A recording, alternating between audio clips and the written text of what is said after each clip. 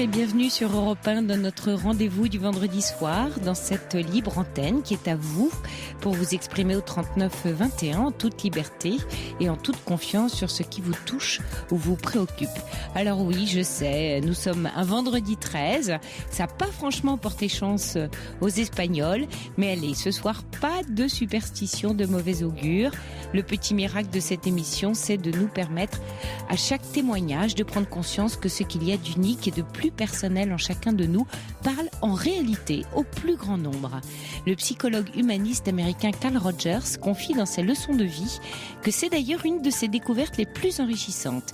Il raconte « Il m'est arrivé, soit en parlant avec des collègues ou des étudiants, de m'exprimer d'une manière si personnelle que j'ai pensé d'écrire une attitude que sans doute personne ne comprendrait parce qu'elle était uniquement à moi et j'ai alors découvert que le sentiment qui me paraissait le plus intime, le plus personnel et par conséquent le plus incompréhensible pour autrui, s'avérait être une expression qui évoquait une résonance chez beaucoup d'autres personnes.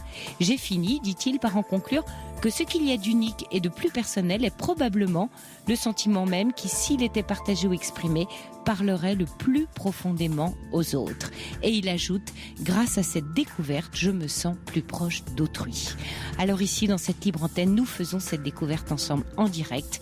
En cette veille de week-end, vous avez peut-être envie de vous détendre, de poser les valises d'une lourde semaine et d'entrer dans la confidence. Vos témoignages évoquent pour chacun des auditeurs une situation parfois très personnelle et à travers les ondes, nous créons ainsi des liens. Quentin est là au 39 21 pour accueillir vos appels et c'est Vivian Lecuivre qui réalise cette émission. Vous pouvez aussi réagir à ce que vous entendez à l'antenne par SMS en composant le 7 39 21 en commençant votre texto par le mot nuit ou envoyer un mail sur le site europe1.fr. 39 21, j'attends vos appels.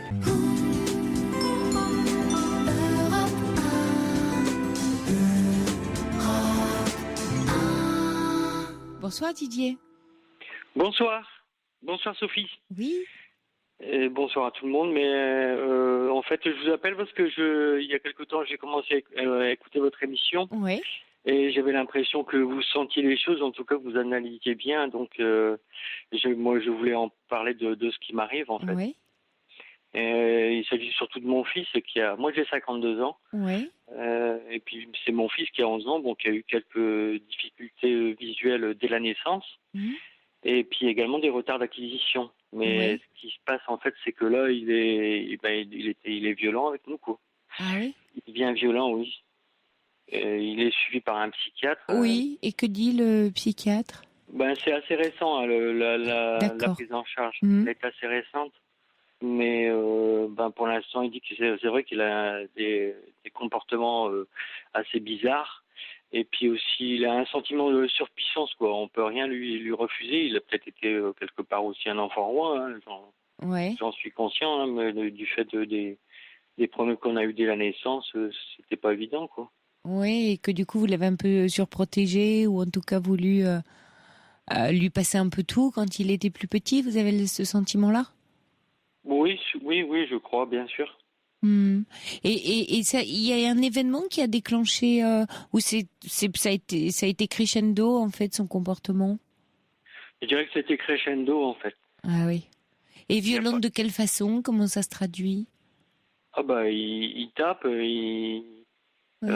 Là, j'ai des griffes sur le visage. Ah oui. Il y a 1 an et demi, j'étais tout griffé sur le torse, par exemple, quoi. Et à l'école également? Ou uniquement avec vous? À l'école, non, mais son comportement change aussi à l'école maintenant. En fait, c'était rien que dans le cadre familial. Et maintenant, son comportement change. Notamment, il fait des attouchements aux autres enfants, des choses comme ça, quoi. Mais c'est pas du tout la même réaction qu'il a par rapport à nous, quoi. Mais je me rappelle, il y a 1 an et demi à peu près, il nous tapait dessus. Enfin, il venait à quelques centimètres de mon visage et il me crachait dessus, quoi. Oui, c'est pas. Oui, vous me dites, c'est peut-être parce qu'on, vous me parlez d'enfant roi, mais ça explique pas quand même, vous voyez, ce genre de comportement. Est-ce qu'il y a dans, je sais pas, votre histoire de couple ou son histoire depuis petit, quelque chose ou un événement vécu par la famille auquel vous pourriez relier son comportement? Pas vraiment. Ma femme, elle n'entend pas, donc elle est sourde. Ouais. Là, récemment, oui, il y a eu quelque chose, mais son comportement, c'est depuis 1 an et demi, 2 ans. Hein. Depuis 1 an et demi, 2 ans. Et il a bien réalisé que sa maman n'entendait pas, ou est-ce qu'éventuellement il aurait pu mal comprendre ça et que ça déclenche une sorte de colère pour lui? Ben peut-être parce que chaque fois que je lui dis, il me dit maman elle m'entend pas, il dit ben non maman elle n'entend pas. Oui. Donc, elle t'entend pas, c'est sûr que. Ah oui. Des fois il joue avec ça aussi. Il dit Oui. appelle là. Je dis ben écoute t'es à 2 mètres, va la voir quoi. Ah oui, peut-être qu'il a peut-être pas bien compris ça petit et que du coup ça a déclenché, vous voyez, une certaine violence parce qu'une certaine forme de colère. Non? Qu'est-ce que vous en pensez?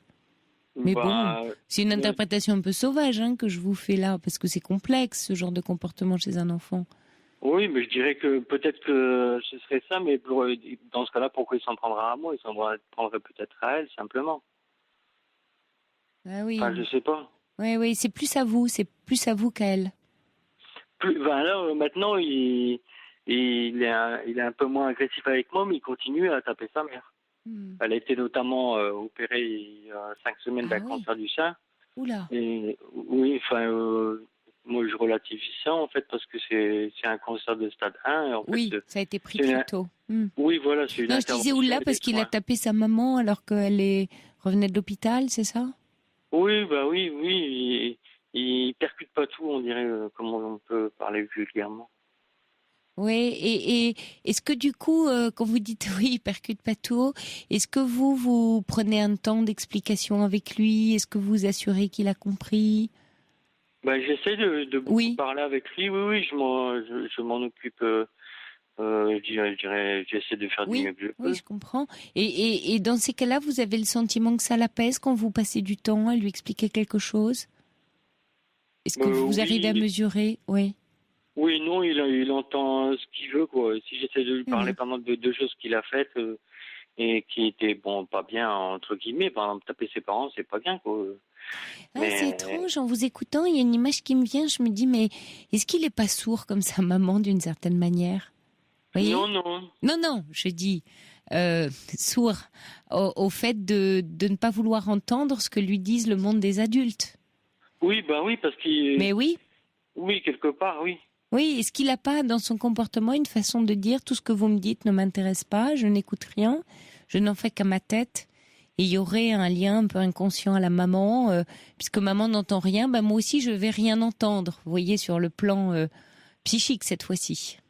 Oui, parce que moi, déjà, quand on lui demande quelque chose, systématiquement, c'est non. Ouais. Non, et en fait, là, c'est le psychiatre qui le dit, il a un sentiment de toute-puissance, Florian.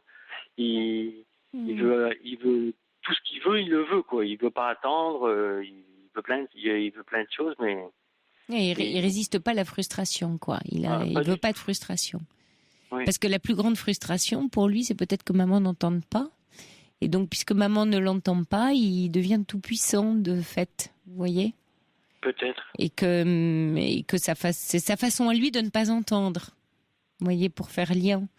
Mais bon, encore une fois, voilà, j'essaye de vous décrypter, mais il y a sans doute quelque chose qui se joue dans la relation particulière de sa maman, de vous. Il y a une colère chez lui qui dit... Parce que vous voyez, la toute-puissance d'un enfant un peu tyrannique s'exprime pas forcément par de la violence. Et quand il part dans la violence, dans des coups, comme vous me le décrivez, c'est qu'il y a une colère qui cache quelque chose qui lui fait très peur. La colère, c'est une émotion qui est une émotion qui cache une peur. Il a peur, il y a quelque chose qui le terrorise, cet enfant, et pour se débattre contre ce qui le terrorise, lui-même ne le sait sûrement pas. Il est en colère contre ses adultes, contre vous, et il embête les autres petits enfants. Et vous voyez, il y a quelque chose de sa place qui. Il a des frères et sœurs ou il est seul? Vous êtes un enfant unique? Il est seul. Ouais. Mais je suis conscient qu'il souffre. Oui, je pense, oui. Bah oui. Mais nous aussi, du coup, on souffre. Je comprends. Pour vous, c'est compliqué. Comment vous ressentez comment vous le vivez, ça, vous, Didier? Très, très mal. Ouais. Vous vous dites quoi? Vous vous dites quoi? Je me dis que que déjà c'est pas que quelque part entre guillemets j'en veux au bon Dieu, mais je dis quand même déjà tout ce qu'on a vécu, c'est vraiment horrible ce qui nous arrive, quoi. Parce que déjà le fait qu'il ait eu tous ces problèmes de santé dès le départ, dès la naissance, alors qu'une naissance c'est quelque chose de beau, de magnifique, et nous c'était une cata, quoi. C'était la catastrophe. Il a eu quoi comme problème de santé à la naissance? Ben en fait c'était surtout visuel. Il était opéré à 6 semaines, il est plus Oui. cristallin, là il est corrigé par lentille. Oui. Oui, il a du mal à voir, donc à entrevoir. Donc il a quelque Oui, chose en lui ouais. qui est isolé. Ouais. Oui, c'est vrai qu'il a, il a ce sentiment de toute puissance, quoi. Il sait pas attendre, mais en plus il est violent, mais verbalement aussi, hein, même avec les gens, avec Oui, avec il est sa grand-mère indomptable. aussi, hein. Il est indomptable. Il y a Bah, plus que de la toute-puissance. Moi, j'aurais envie de vous dire qu'il y a quelque chose qui n'est pas accepté. Vous voyez, contre lequel il est en révolte, et sans doute sa petite histoire. Et je sens aussi chez vous quelque chose un peu comme c'est injuste, quoi. C'est pas juste avec tout ce qui nous est arrivé. Et là, c'est bah, oui. difficile. Est-ce que cet enfant, il porte pas... On dit que les enfants, ils portent inconsciemment un peu ce que vivent les parents, et que il est en révolte. Et vous êtes peut-être vous-même en révolte intérieure. Et elle Bah dit, oui, et quelque part, c'est vrai que c'est ridicule de dire que c'est injuste parce que bon, non, mais je vous comprends. C'est en tout mais, cas ce que vous ressentez. Voilà, c'est ce que vous bah, un petit peu ressentez. quand même, quoi. Oui, Je je dis, comprends, bien sûr. ça fait beaucoup là, hein, Oui, tout ce qu'on doit subir. oui, ça fait beaucoup. Ouais, Est-ce ça que fait vous, Didier, vous êtes aidé? Je sais pas, il y a de la famille, des amis, vous voyez un psy. Enfin, de quelle façon vous êtes aidé? Parce que vous êtes un peu tout seul quand même. Oui, oui, je suis un Oui, peu seul, oui. oui, Et ben, il y a des fois, il y a les grands-parents qui peuvent le oui. prendre parfois pour nous soulager. Et ça se passe comment avec les grands-parents? Ben, ça se passait plutôt bien, mais au fur et à mesure Ah, c'est intéressant. qu'il Oui. connaît les gens, moi, je sais que ma mère, avant, ça se passait très bien, mais maintenant, le week-end passé, il a griffé. Son visage, elle était très griffée, quoi. Et Et il il griffe en comme devient, s'il se débattait, ou il agresse carrément? il agresse parce qu'on veut lui faire prendre, par exemple, son bain, notamment son bain. D'accord. Ouais. Donc quelque Et il chose lui agresse. plaît pas, il veut pas, et il agresse Voilà, physiquement. voilà. Ouais. Moi, je me fais aider aussi psychologiquement, hein. Je vais voir Ah, c'est aussi bien. un psychiatre, quoi. Oui. Et qu'est-ce qui vous dit? Quel travail vous faites avec lui? Ouais. Bah, là, c'est aussi assez récent, donc pour l'instant, pas Ah oui, grand-chose. On fait connaissance. d'accord. Non, c'est bien, Didier. Je pense que là, que ce soit avec votre fils ou avec vous-même, vous êtes dans la bonne démarche. Effectivement, faut vous faire aider. Et là, vous voyez, c'est quand même une situation sans doute un peu dont il va falloir démêler les fils, parce qu'il y en a plusieurs. Et comme vous dites, Bah, on a vécu beaucoup de choses compliquées, donc et douloureuses, et beaucoup d'obstacles. Donc cet enfant, il est aussi porteur de ça. Donc c'est peut-être quelque chose qu'il exprime d'une forme d'injustice au monde, hein, d'une révolte. Il est pas content, il voit pas pourquoi il obéirait à partir du moment où il a pas choisi ça. Mais sa façon d'être violent exprime tellement. Enfin, on peut imaginer tout ce que ça peut exprimer. Voilà. Alors maintenant, je ne dis pas que c'est juste, mais il y a sans doute, et je pense qu'avec le psychiatre, que ce soit avec vous ou avec l'enfant, vous allez petit à petit dénouer les fils. Mais oui, il va falloir un peu de patience, un peu de temps. vous pensez que ça peut être notamment par rapport au fait que ma femme soit sourde, ou par rapport peut-être même à son handicap, lui? Je pense que c'est par rapport à quelque chose de global de son histoire, qu'il a compris lui d'une certaine manière, et qu'il a et qui motive son comportement d'aujourd'hui. C'est-à-dire que vous voyez, même dans une fratrie de plusieurs enfants, on va dire un comportement de parents, on va dire quasi identique, peut être vécu de façon très différente par chacun des enfants. Et un enfant peut se dire, si maman fait ça, c'est qu'elle m'aime pas, ou à contrario, c'est qu'elle m'aime bien. Vous voyez, un enfant interprète beaucoup de signes, et puis il vit aussi beaucoup inconsciemment ce que vivent les parents, qui eux-mêmes ne savent pas ce qu'ils vivent inconsciemment. C'est-à-dire quand vous me Oui. dites, je trouve ça injuste avec tous les ennuis qu'on a eus, les difficultés qu'on surmonte. Donc il y a quelque chose en vous, et vous me le dites avec une immense douceur, vous voyez, mais une forme de révolte à l'intérieur de vous qui n'est pas vraiment exprimée, et que peut-être votre enfant exprime. L'enfant met soit en mots, soit en actes des éléments qui se passent chez les parents. Si c'est par exemple de la tristesse, de la colère, des choses que portent les parents, l'enfant, il a une telle intuition de ce qui se passe dans le monde des adultes, et notamment chez ses parents, qu'il l'interprète, et puis du coup, lui, il pense qu'il agit dans le bon sens, que lui, son comportement, lui pose pas vraiment de problème, parce qu'il est dans sa propre logique. Oui, mais après, il vient tout le temps en disant pardon. Oui, je comprends ce que vous dites, hein. Mais après, il vient tout le temps en disant pardon. Ah oui, vous voyez, c'est touchant, Didier. Ça prouve effectivement un qui souffre et sans doute qu'il est en colère parce qu'il se rend compte qu'il dépasse les bornes. Didier, il y a Marie-Jo qui est en ligne et qui voudrait vous apporter un éclairage aussi. Vous êtes là, Marie-Jo ? Oui. Oui, bonsoir Marie-Jo. Merci de nous rejoindre. Oui. Bonsoir. Oui, bonsoir monsieur. C'est vraiment touchant ce que vous me dites. J'ai 49 ans, c'est ce que je disais, je suis aide-soignante. Oui. Donc, j'ai élevé des enfants aussi. Donc, à le même âge, en général, ils ont toujours un petit problème à régler. Quelque part, j'ai travaillé avec des handicapés physiques et mentaux, c'est ce que je disais au standard. Oui. Un peu j'ai un peu tout vu. Hein. Oui, j'imagine, oui. Donc, voilà. Moi, je disais, déjà par rapport au monsieur, je voulais lui dire de ne pas prendre ça comme, comme une agression. Oui, personnelle, vous voulez dire. Voilà, personnelle. Bien sûr, vous avez raison, Marie-Jo, oui. Surtout de ne pas le faire ressentir, peut-être que son fils le ressent aussi. Déjà, le fait de savoir que sa mère est sourde, et lui, de savoir qu'il est malvoyant, je pense que la colère, elle est contre le monde, en fin de compte, c'est peut-être ça. Oui, la préadolescence. Moi aussi, c'est ce que je pense. Et je disais aussi peut-être qu'un suivi psychologique, il y a des personnes qui aident. Un psychiatre, c'est peut-être pas la bonne solution, je pense. Ah oui, dites-moi, Marie-Jo. Voilà, dans les centres, trouver quelqu'un pour le faire sortir, pour que lui aussi puisse avoir un moment avec sa femme et tout ça. Il peut avoir de l'aide en cherchant dans les milieux de PMI, des trucs comme ça. Ah, vous voulez dire, Marie-Jo, si je vous comprends bien, et je trouve ça très intéressant, c'est-à-dire qu'il soit plus soutenu par une équipe soignante que par un psychiatre qui risque d'être trop dans le médical, vous voulez dire trop dans la maladie, finalement, psychiatrique. Trop dans la maladie. Je pense pas que ce soit un problème médical, vous voyez. Je pense vous voulez dire c'est pas dans la maladie mentale ou psychique. Non.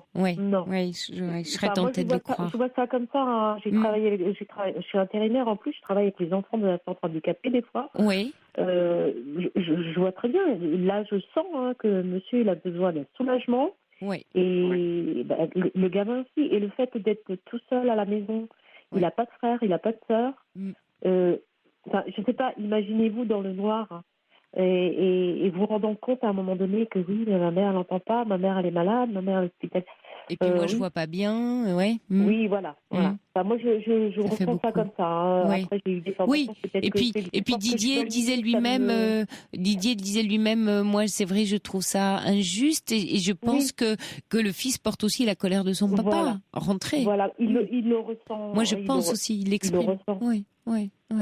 Et alors Marie, je vous disais pour que Didier, comprenne bien, ce serait l'idée de prendre contact, vous dites, avec un centre de PMI, protection. Oui, il y a des centres de PMI où il y a des psychologues, il y a des éducatrices. Vous avez raison. Ça, ils vont l'orienter.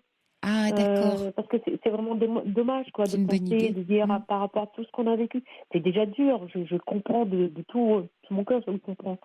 Il va le ressentir, son gamin. Il va ressentir toute cette douleur qu'ils ont vécue, il va le ressentir. En fin de compte, un aveugle, il fait réagir ses sens. Il le sent. Je pense qu'il le sent. Moi, je suis d'accord avec vous. Je pense qu'il se débat contre ça. Il est pas. Voilà. Vous voyez, moi, je vois pas de toute puissance, Didier. Mais pardonnez-moi, je vois pas d'enfant tyrannique. Surtout qui dit pardon. Oui, surtout qui dit pardon après. C'est pas la puissance. Non, Donc en fait, à la limite, ce serait plutôt une bonne nouvelle. Si ce serait pas une maladie mentale ou autre, tant mieux. Non, moi je non, pense non, pas. non, je pense que c'est juste une émotion, c'est ces sentiments qui le fait ressentir. Qui est bloqué. Oui. Voilà, moi je vois ça comme ça, hein. Ça me fait mal au cœur pour vous d'entendre ça, parce que bon, moi je vois les enfants handicapés, mais quand on s'occupe d'eux, quand on prend le temps aussi que les parents puissent souffler, mais ils sont heureux, ils sont merveilleux, parce que il y a quelqu'un qui s'occupe d'eux, et pendant ce temps-là, les parents ils lâchent, et quand ils le revoient, ils sont contents de se retrouver. Et les parents sont plus détendus du coup. Ouais, d'accord. Voilà, oui, ça crée de la détente dans la famille. Voilà. Ouais, parce que là, il va arriver à l'âge de l'adolescence, sinon ça va être de plus en plus difficile. Justement, là, après la colère, ce sera plus de la colère, ça va être de la bagarre. Ça va être de la violence, hein. Oui, bien sûr. Violence, voilà, c'est ce que je voulais dire. C'est ça qui me fait peur. Ouais. Non, mais moi, mon conseil, c'est d'essayer de vous orienter vers une PMI plus proche, déjà, et puis vous parlez de votre problème avec l'assistante sociale, ou demander à ce qu'il soit vu par un psychologue. Il y a toujours un psychologue dans les PMI. Et puis après, vous orientez, il y aura quelqu'un pour vous aider. C'est ce que je vous conseille de tout cœur, et j'espère que vous y arriverez, parce que ça me touche beaucoup. Ouais. Merci Marie-Jo. Je travaille avec des enfants de 4 ans à 27 ans qui sont handicapés. J'adore mon métier, et j'y vais avec plaisir, et voilà quoi. Donc je vous souhaite bon courage, et j'espère franchement que ça va aller, et puis que vous trouvez une solution. Merci Marie-Jo. Oui, merci de nous avoir appelés. Hein. Merci beaucoup de votre soutien, de votre aide et de vos bons conseils. Tous les soirs, et vous êtes formidable. Merci Marie-Jo, bonne nuit à vous. Et Didier, voilà, j'espère que vous repartez de notre échange avec un peu un axe. C'est vrai que moi je suis assez prudente sur le fait de stigmatiser très vite un enfant dans une maladie psychique ou mentale, et je partage largement le point de vue de Marie-Jo, et avec tout ce que vous nous avez confié, je pense effectivement que votre enfant est en révolte et en colère, et il y a sans doute de quoi.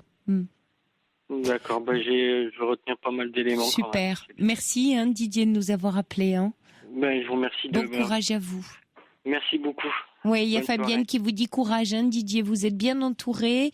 Médicalement, les choses se mettent en place, vous allez vous en sortir, vous dit Fabienne aussi. D'accord, merci. Bonsoir Didier, merci. Bonsoir, merci beaucoup. Toutes vos confidences à Sophie Peters au 3921. 3921. 34 centimes la minute.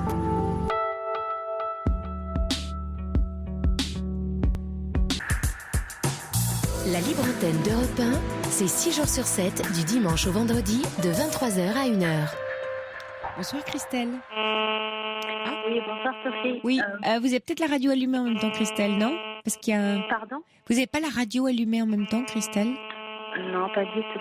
Parce que... mon téléphone de la maison qui est à côté, je vais peut-être le mettre ailleurs du coup. Alors, on vous entend pas, Christelle, parce qu'il y a une interférence en fait dans votre téléphone. Vous m'entendez là, Sophie? Oui, mais très mal, parce que c'est inaudible pour les auditeurs. Il y a un bruit lancinant que moi j'ai dans le casque et que je suppose que les auditeurs ont dans leurs oreilles. Vous pouvez bouger? Vous êtes avec un portable? Oui, je suis avec un portable. Et vous pouvez bouger un peu? Oui, je bouge. Là, ça va. Non, ça va pas mieux. Non. Et Vivian me fait signe que non. Et la liaison est malheureusement trop mauvaise. D'accord, je vais peut-être vous donner mon fixe alors. À ce moment-là, et Quentin, attendez, à ce moment-là, Quentin va vous reprendre, et puis va prendre votre fixe, et puis on reprend contact dans quelques instants. Ça vous va? D'accord, là, très bien, il n'y a pas de problème. D'accord. Très bien, il n'y a pas de souci. Merci beaucoup, Christelle. Merci. À tout de suite. Merci. À tout de suite. Alors, on va attendre sagement Christelle en musique. On va, le temps qu'on retrouve Christelle sur une ligne qui fonctionne. À tout de suite.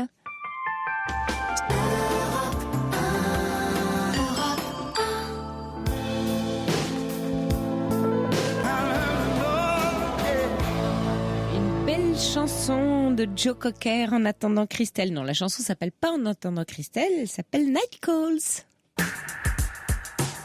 Pour intervenir dans l'émission, appelez le 39 21, 34 centimes la minute.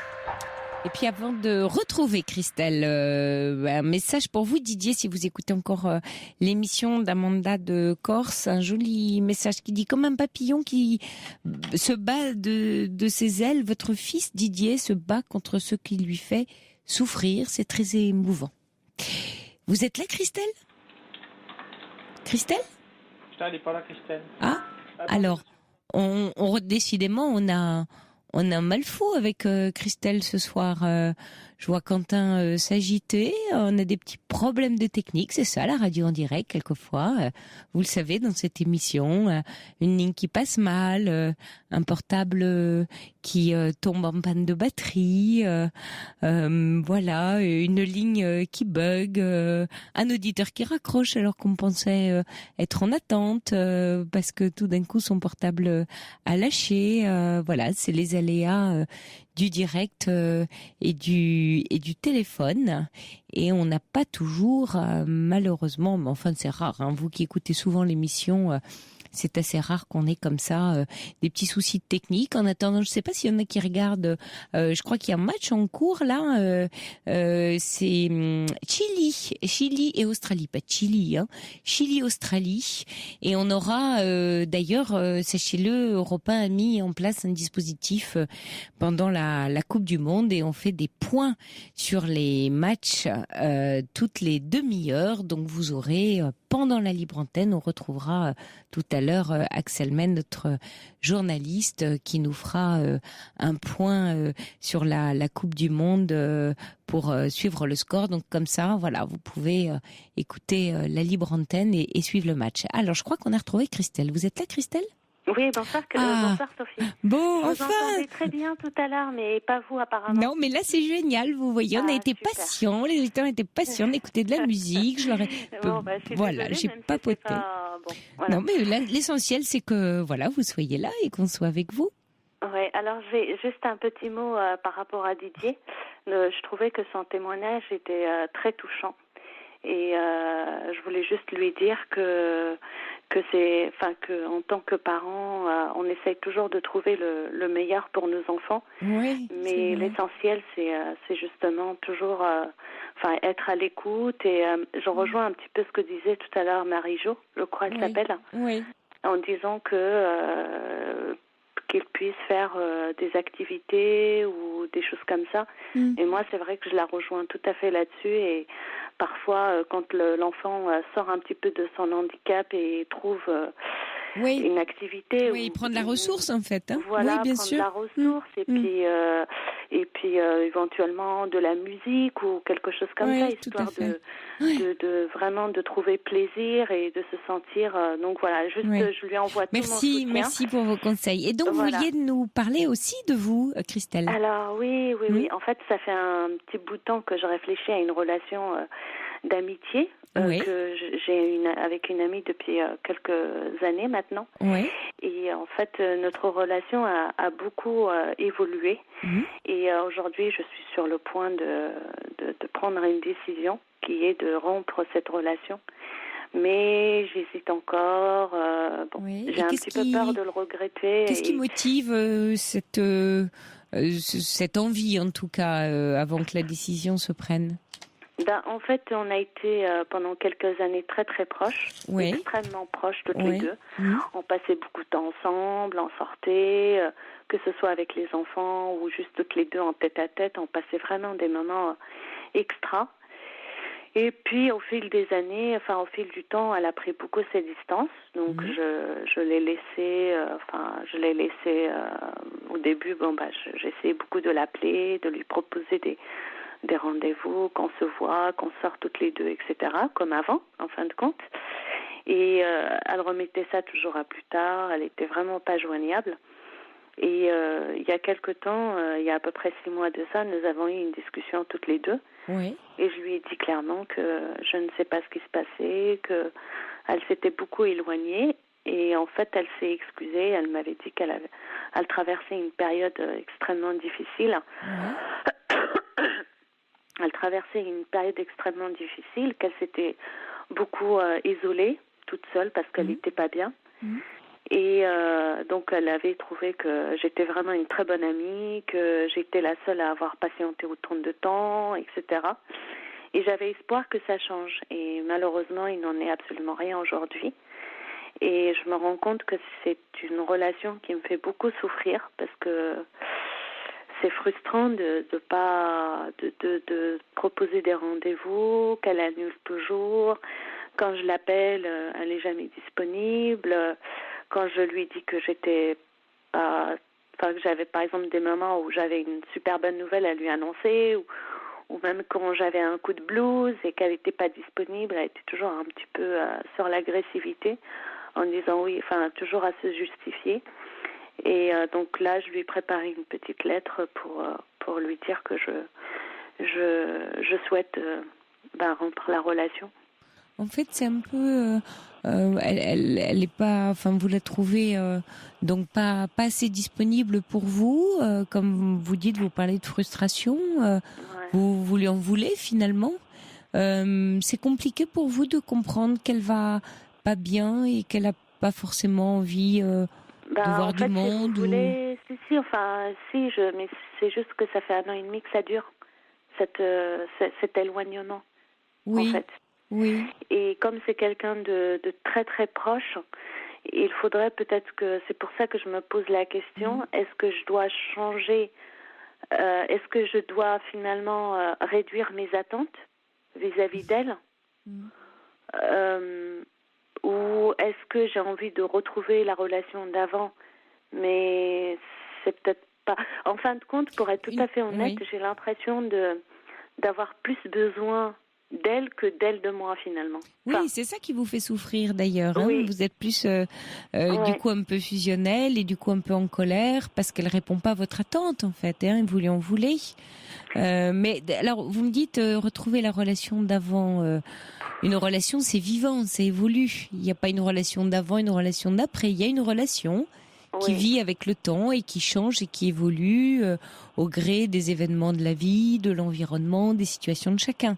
Donc bien ça, sûr. Déjà, on ne garde jamais une relation toujours, en tout cas, sous la même forme. Et puis, d'autre part, elle a son chemin, sa vie, vous avez le vôtre. C'est vrai que vous souhaiteriez, donc, on comprend votre désir de plus de proximité avec elle, ou en tout cas de plus de liens. Elle n'est pas là-dedans. Qu'est-ce que vous comprenez, vous, Christelle, de son mal-être à elle ? En quoi son mal-être vous parle ? Ou pas, d'ailleurs ? Je pense qu'elle-même, elle n'arrive pas trop à l'expliquer. Je pense. Elle a des moments de déprime où elle n'est pas bien. Mais qu'est-ce que vous en faites pour vous ? Comment vous accueillez ça ? Qu'est-ce que vous vous dites par rapport à ça, sur elle ? En fait, moi, j'aimerais pouvoir l'aider, justement. Mais elle ne fait pas appel à moi et c'est difficile pour moi de l'aider dans des moments comme ça si elle-même, elle ne le souhaite pas. Donc, quelque part, je reste un peu impuissante, je veux dire.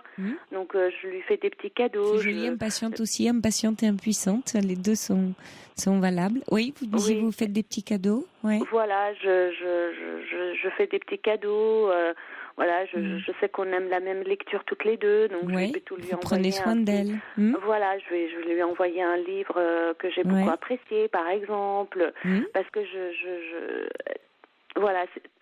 c'est tout ce que je peux faire. On n'habite pas à côté l'une de l'autre.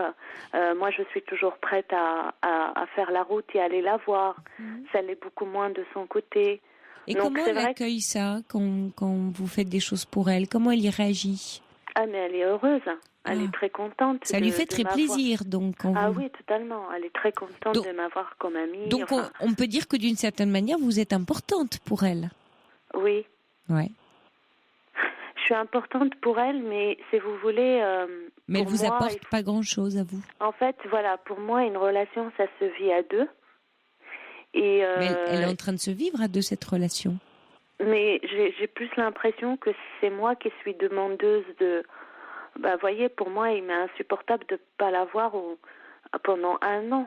Ça fait plus d'1 an que je l'ai pas du tout vu. Quand vous lui en avez parlé, Christelle, vous lui en avez parlé de quelle façon? C'est-à-dire, est-ce que vous lui en avez parlé comme vous m'en parlez ce soir, c'est-à-dire de la tristesse et voire de la douleur que cela vous occasionne, hein, de ne pas la voir? Ou est-ce que vous avez été un peu plus, vous savez, comme quelquefois on est un peu dans le reproche pour se justifier, un peu maladroitement, donc on... Non, en fait, non, oui. je comptais pas lui en parler parce que je la laissais un petit peu, oui. Venir à moi et en fait un jour a été disponible et donc elle m'a parlé qu'elle ne comprenait pas le comportement d'une amie à elle qui ne lui parle plus, etc. Et donc, c'est comme ça qu'on en est arrivé à la discussion. Et je lui dis, oui, effectivement, ça fait 1 an que nous, par exemple, on ne s'est pas vus. Tu n'es plus du tout joignable au téléphone. Tu es toujours très occupée. Je lui dis, moi, c'est vrai que c'est une situation qui m'a beaucoup fait souffrir. Et en fait, ce qu'elle m'avait expliqué, c'est qu'elle était complètement... elle n'a pas vu le temps passer. Et qu'elle était complètement... Enfin, elle n'était pas consciente du mal qu'elle pouvait faire en s'enfermant autant. En fait. Et c'est ça aussi qui me rend, c'est ça qui rend ma décision difficile, c'est-à-dire que je sens qu'elle a besoin de moi finalement, qu'elle a besoin de moi dans le sens où quand on en parle, elle se rend compte de certaines choses et le fait de la laisser, ça me fait mal au cœur aussi parce que j'ai envie de l'aider. Mais du coup, vous voulez couper la relation, pourquoi alors? Parce que pour pas souffrir. Oui, parce que je me sens pas. Mais vous risquez pas de souffrir aussi de couper cette relation? Voilà, la question est là. En fait, vous souffrez d'attendre quelque chose de sa part qui ne vient pas. Oui. Est-ce que vous pensez que, parce que vous dites on doit être 2 dans une relation, vous me parlez un peu comme une relation de couple, et même dans une relation de couple, non, mais je dirais même dans une relation de couple, est-ce que ce soit d'ailleurs l'amitié ou l'amour, est-ce que finalement on aime, vous voyez, est-ce que le fait d'être avec quelqu'un est motivé par parce que la personne nous donne ou parce qu'on lui donne? Qu'est-ce qui finalement compte le plus pour vous à la limite? Le bien que vous lui faites, puisque manifestement vous lui faites du bien, ou le bien qu'elle vous ferait, puisqu'on va par le conditionnel, elle vous en fait pas aujourd'hui?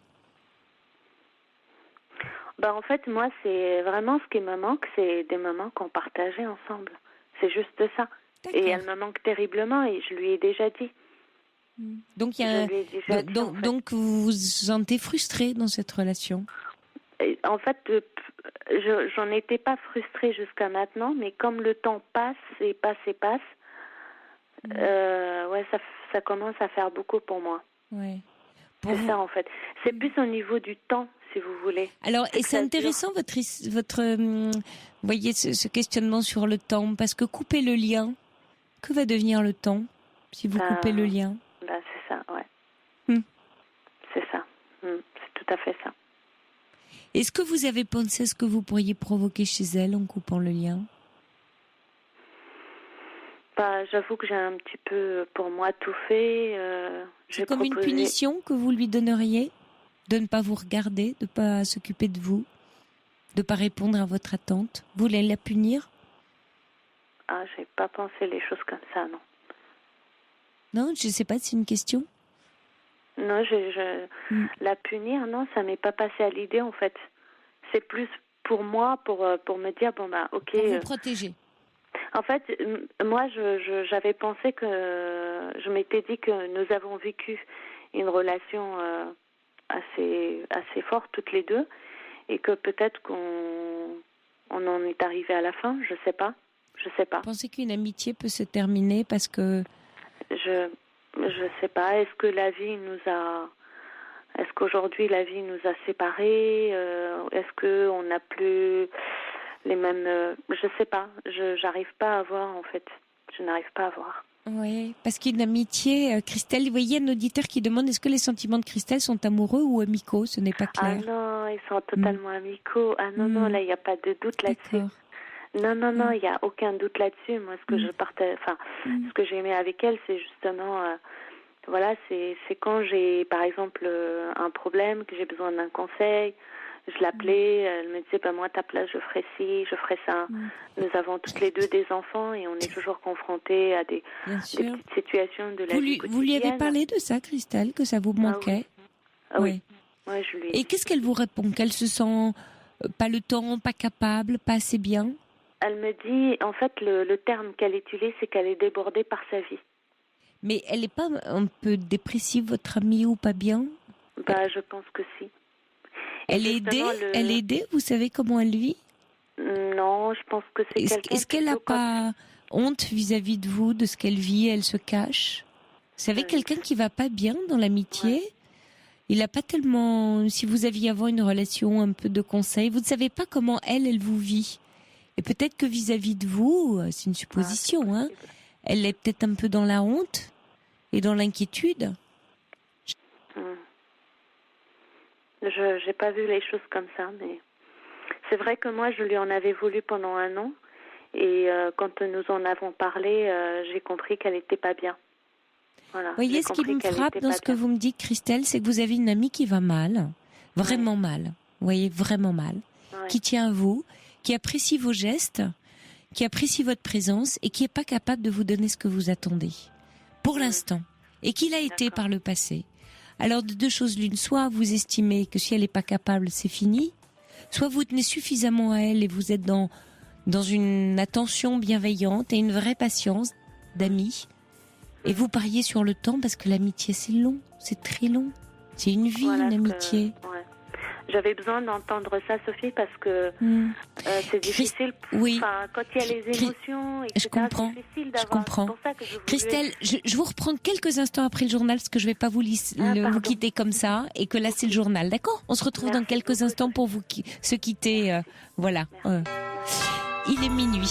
Vous écoutez Europe 1, et tout de suite, le journal vous est présenté par François Geffrier. Bonsoir, François.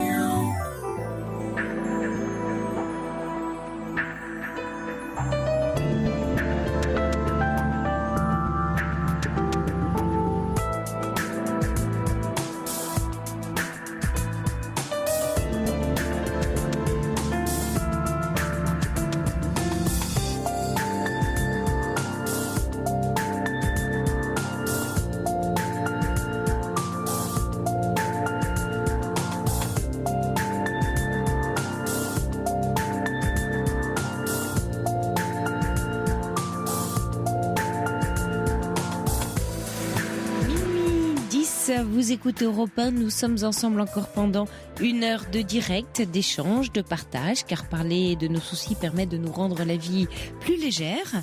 L'antenne est à vous, il vous suffit de composer le 39 21 pour partager avec nous vos préoccupations, des événements de votre vie. Vous pouvez aussi échanger avec nous, avec les auditeurs par SMS au 7 39 21 en commençant par le mot nuit, ou nous adresser un mail sur le site d'Europe 1. Et puis n'oubliez pas que vous pouvez dialoguer avec un ou une auditrice dont vous partagez les émotions ou l'histoire et à laquelle vous avez envie d'apporter votre conseil. La nuit se poursuit avec au standard Quentin et Vivian à la réalisation. Sophie Peter sur Europe 1, 39 21. 34 centimes la minute. Et on retrouve Christelle. Vous êtes là, Christelle? Voilà, on est ensemble juste avant le journal et vous me parliez de votre amitié et de cette amitié qui vous fait un peu souffrir parce qu'un peu en distance et que vous imaginiez peut-être rompre. Alors, il y a beaucoup de messages qui sont arrivés pour vous pendant le journal et j'avais envie de vous les faire partager. Il y a Isabelle qui dit que ça vous donne l'occasion de réfléchir à votre attente. Est-ce que vous l'aurez dépassé cette attente? Le temps entre les rencontres ne comptera plus. Et puis il y a Brigitte qui dit également c'est très dur quand les attentes sont trop dissymétriques. Peut-être vaut-il mieux regarder les choses en face et lâcher prise. Protégez-vous, passez à autre chose, mais une lettre de rupture est-elle nécessaire, interroge Brigitte. D'ailleurs, Flora dit, mais pourquoi acter une rupture que vous ne souhaitez pas? Essayez d'abord une véritable explication. Ça, vous avez essayé, mais sans quoi renoncer ou accepter votre amie telle qu'elle est, sans attente excessive. Et puis, également, un auditeur qui vous comprend, qui dit, je comprends votre auditrice pour avoir vécu une relation amicale que je qualifie à sens unique. Cela est très frustrant et parfois même dévalorisant. Pourquoi ne pas prendre un peu de distance sans pour autant claquer la porte, vous dit Sandrine. Il y a Jacques qui était dans la situation dans votre situation également, mais de celle de votre ami. Et pour raison de santé, il dit, je me suis refermé sur moi-même, je souhaitais juste que l'on comprenne que ce n'était pas de l'indifférence. Effectivement, on en était là et d'ailleurs, voyez, Brigitte ajoute, il semble que vous avez trop d'attentes, que cela vous fait souffrir et que il faut en sortir sans pour autant blesser votre ami. Essayez de trouver une distance intérieure. Il y a une distance intérieure, comme dit Brigitte, trouver. Ouais. Je voudrais vraiment pas la blesser, mais en même temps. Mais vous souffrez beaucoup. C'est difficile. Je comprends. Pour moi, c'est difficile. Je comprends, mais ce que je trouve assez touchant, Christelle, de votre part, c'est que juste avant qu'on se quitte pour le moment du journal, vous m'avez dit quelque chose de très fort. Vous m'avez dit, finalement, j'attendais un peu que vous me disiez ça. Sous-entendu, j'attendais un peu que vous me disiez de pas couper complètement les ponts. Et moi, je voulais vous faire ce retour, c'est que au fond de vous la connaissez, la vraie solution. Vous avez du mal à l'écouter parce que votre émotion de frustration, de colère, de colère contre elle, est tellement forte qu'elle prend le pas sur quelque chose de beaucoup plus profond chez vous, qui est que vous tenez à ce lien et que vous savez quelque part que c'est pas très juste de couper parce que vous savez aussi qu'elle va pas bien. Oui, mais en même temps, vous êtes partagé. C'est compliqué pour bien moi sûr. parce qu'elle me ferme toutes les portes, donc c'est difficile pour moi de alors peut-être qu'il faut arriver, c'est extra vos petits cadeaux et tout ça, mais voyez un petit SMS, un petit mot de temps en temps disant je pense à toi. Peut-être que votre amie sent votre attente. Elle la ressent. Mais elle le sait, elle sait que je suis quelqu'un de... Mais c'est trop lourd pour elle. Elle ne cesse de me le dire, en fait. Elle ne cesse de me le dire qu'elle m'apprécie beaucoup pour ma patience, Oui. Elle m'apprécie beaucoup. Mais c'est énorme, ça. Oui. Voilà, c'est très bien, mais en même temps, j'ai envie qu'elle soit en manque. Enfin, elle me le dit oui, mais vous me dites, j'ai envie qu'elle soit en manque de moi. Voilà. Et comme vous l'êtes d'elle. Mais il y a quelque chose qu'elle doit ressentir presque de façon intuitive, vous voyez, pas inconsciente mais intuitive de votre part, et qui la coince un peu et qui ne lui permet pas d'aller vers vous. Quand on sent, mais c'est pareil dans un couple, quand on sent que l'un des deux a trop d'attentes, c'est trop, et du coup, ça peut paraître paradoxal, alors que on aurait besoin de l'autre terriblement. Ben non. Vous voyez, d'une façon presque symétrique, l'autre va se mettre encore plus en retrait. C'est fuis-moi, je te suis, suis-moi, je te fuis. Et en fait, c'est un peu pareil en amitié, que l'attente, surtout pour quelqu'un en plus qui va pas bien, c'est très pesant. Mais en fait, moi, si vous voulez, ça me fait un peu mal au cœur parce qu'on a toutes les deux un fils, elle a un fils, moi j'ai un fils, et qui ont grandi ensemble. Et donc mon fils, il me dit que c'est son meilleur ami, qu'il lui manque terriblement. Ah, vous portez aussi la frustration de votre fils. Voilà, et alors. en fait, pour mon fils, je ne cesse de lui dire on va le voir bientôt, on va le voir bientôt. Mais non, il faut expliquer à votre fils que la maman va pas très bien et qu'en ce moment il y a un peu plus de distance, mais c'est pas parce que vous êtes en froid. Il faut dire la vérité à votre fils. Parce que si vous dites ça, vous mettez votre fils en attente. On va la voir bientôt, on va la voir bientôt. En même temps, je savais pas trop quoi lui dire finalement. Oui, mais la vérité, Christelle, il y a Catherine qui est là, qui voudrait vous parler. Vous êtes là, Catherine ? Oui. Oui, bonsoir. Avec votre bonsoir Christelle. Mais écoutez, voilà, moi ça me touche beaucoup tout ce que vous dites et je comprends et ce qu'il y a, c'est que je me dis, mais au fond, l'amitié c'est une forme d'amour et que l'amour est gratuit et inconditionnel. Bien sûr.